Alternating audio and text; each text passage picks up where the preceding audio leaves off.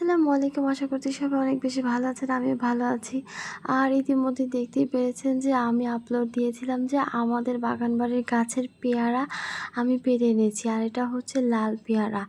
But আমি হচ্ছে অনেক তাড়াতাড়ি পেড়ে নিয়ে আসছি, তো কাঁচা অবস্থায় হচ্ছে নিয়ে চলে আসছি। আর এগুলো আরও অনেক বড় হবে, আর পাকার পর হচ্ছে ভিতরটা লাল হতো।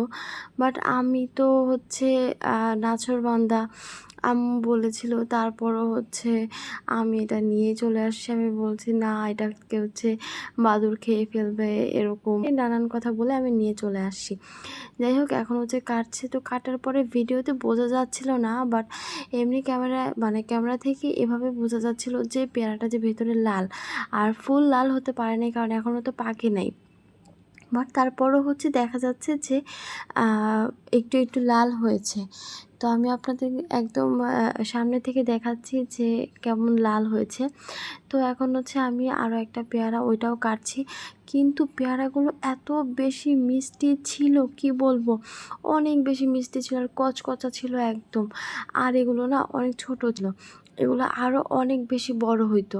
বাট আমি ওই যে বললাম প্রথমেই, নাছোড়বান্দা, বড় তো হইতে দিব না আমি, এখনই নিয়ে চলে আসি। আর দেখেন, এটার তো বীজই হচ্ছে এখনও মানে হয় নাই।